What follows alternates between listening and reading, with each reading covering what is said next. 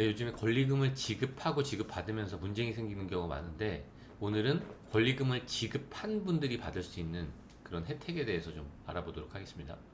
일단 권리금이란 거는 음식점 같은 걸 해서 장사 잘 되면 권리금 가치가 증가해서 나중에 그 음식점에 대해서 그 점포 임차권에 대해서 권리금을 받고 팔 수가 있죠. 그런 것뿐만 아니라 우리 어떤 그 사무실에 들어갈 때 기존의 임차인한테 업종이 다르다고 하더라도 자리가 워낙 좋은 곳이라서 지급하는 그런 반환받지 못하는 그런 권리금 같은 거는 세법상 영어권이라는 거죠. 이게 사실 권리금과 영어권이 동일한 의미예요. 그러면 권리금이라는 게 권리잖아요. 이 권리는 부가가치세법상 과세 대상이거든요. 간단히 보면 그러니까 음식점을 운영하는 개인 사업자가 그걸 폐업하면서 그 음식점을 인수하는 다른 개인 사업자한테 이 점포를 임차한 이 권리랑 그에 따른 대가 5억 원을 받은 경우에 그게 부가세 과세 대상 거래를 보고 있거든요. 근데 우리가 권리금을 주고받을 때 일반적으로 어떤 계약서를 쓰냐면 이런 계약서를 쓰는데 이 계약서상에 보면 부가세에 대한 언급이 없어요. 언급이 없잖아요. 그럼 이럴 때 과연 그럼 내가 만약에 권리금을 2억을 줬다면 이 2억이라는 돈에 부가세를 별도로 2천만 원을 줘야 될까요? 아니면 2억 안에 포함되어 있을까요? 이 관련 규정이 부가세법에 있는데 부가세법에서 어떻게 나타나냐면 그 재화나 용역을 공급한 다음에 그 가액에 세액이 별도로 표시되지 않아 있거나 아니면 부가가치세가 포함되어 있는지가 확인할 수가 없는 경우, 지금 위 계약서가 그런 경우죠. 언급이 없죠. 확인할 수도 없잖아요. 다른 걸 통해서. 이럴 때는 내가 지급한 총 대가 안에 부가세가 포함되어 있다고 보는 거예요. 그럼 내가 일반 사업자로 개업을 한다면 이 돈은 어떨까요? 돌려받을 수 있겠죠. 왜냐하면 내가 지급한 금액, 난 재화를 공급받고, 물론 용역이긴 하지만 용역을 공급받고 그에 따른 대가를 지불한 거거든요. 그럼 거기에 포함된 부가세는 돌려받을 수 있겠죠. 근데 이제 사업을 좀 해보신 분들은 세금 계산서가 없는데 어떻게 부가가치세 환급이 가능할까? 라고 의문을 가지시는 분들이 있을 수 있는데 세금 계산서가 없다고 하더라도 이 활용할 수 있는 제도가 매입자 발행 세금 계산서라는 제도거든요. 그러니까 이게 어떤 제도냐면 세금 계산서를 난 받고 싶은데 발행을 못 받은 거예요. 그러니까 어떤 사업자가 재화나 용역을 공급하고선 세금계산서를 발급하지 않았어요. 세금계산서는 내가 발급하는 게 아니잖아요. 누군가가 나한테 발급을 해줘야지 내가 받을 수 있는 거잖아요. 그러기 때문에 이 제도가 있는 건데 이게 그쪽 공급자 입장에서 발급하지 않았다.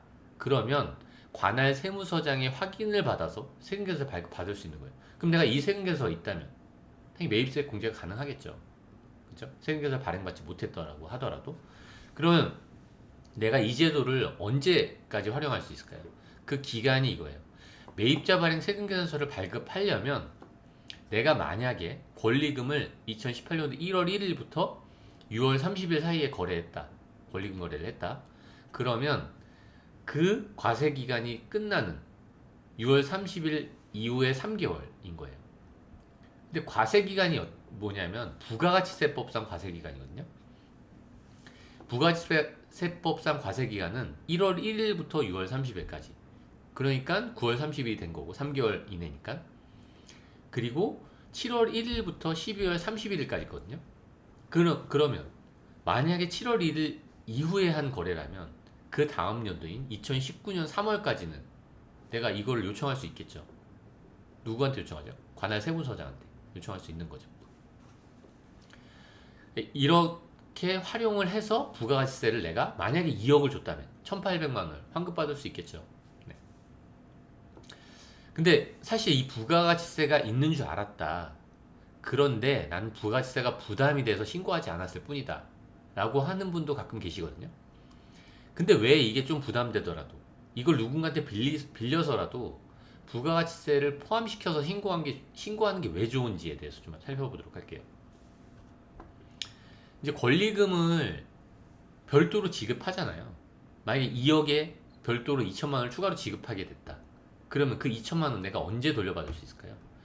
내가 이 기간 동안 2018년 1월 1일부터 6월 30일간의 그런 거래가 있었다 라고 한다면 부가세를 신고하는 게 7월 25일까지죠. 이 7월 25일로부터 30일 안에 부가세 환급을 받을 수 있거든요. 그러니까 결국 내가 추가로 지급한 2천만 원에 대해서 돌려받을 수 있다는 거죠.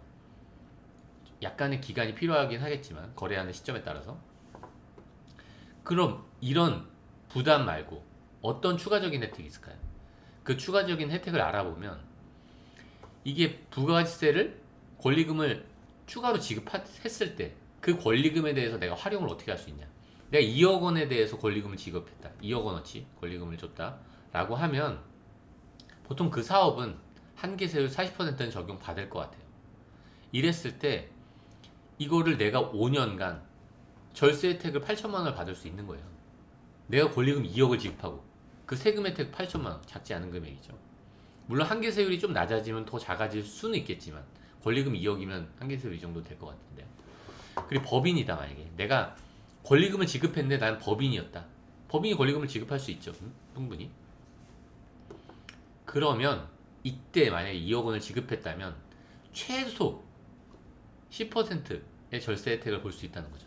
그럼 2천만 원이죠. 근데 법인이 과세 표준이 2억이 넘는다. 그럼 4천만 원이 되겠죠. 한계세율이 20%라서. 물론 지금 양쪽에는 지방세를 고려하지 않은 부분이긴 합니다. 이런 부분을 잘 활용하면 좋을 것 같아요. 권리금을 지급하는 분 입장에서. 어쨌든 오늘 한 거에 대해서 주의사항을 좀 살펴보면 결국 세금 계산서는 근데 모든 사람한테 받을 수 있는 건 아니에요. 아까 규정에서도 잠깐 나왔는데 일단 권리금을 나한테 판 사람이 일반 과세자여야 된다는 거죠.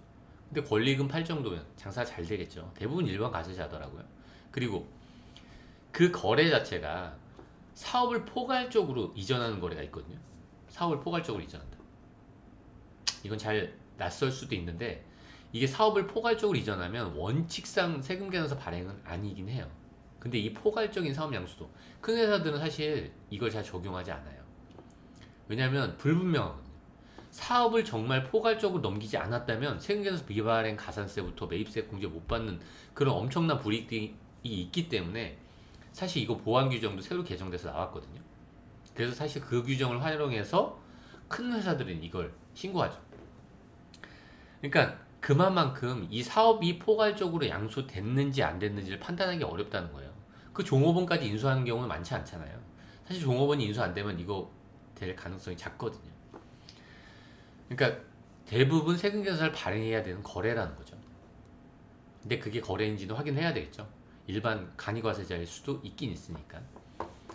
그리고 사실은 권리금을 지급하는 사람 입장에서는 원천 징수 의무자로서의 의무를 이행해야 돼요.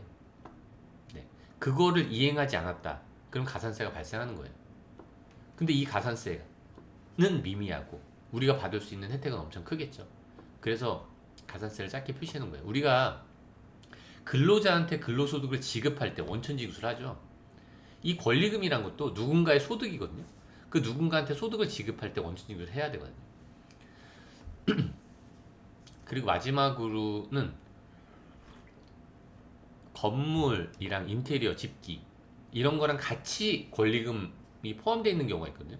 건물 가격에 추가적으로 권리금이 있다거나 영업권이 있다거나 아니면 건물이 없이 인테리어랑 집기를 넘겨받으면서 권리금을 추가적으로 내가 지급한다거나 이런 부분은 사실 잘 기록하면 절세랑 직접적으로 연결이 되거든요. 그러니까 이 부분에 대해서도 효과적으로 잘 확인하고 기록하고 사실은 이 부분은 계약을 작성할 때 미리 좀 검토해 두는 게 좋겠죠. 네, 오늘은 여기까지 하도록 하겠습니다.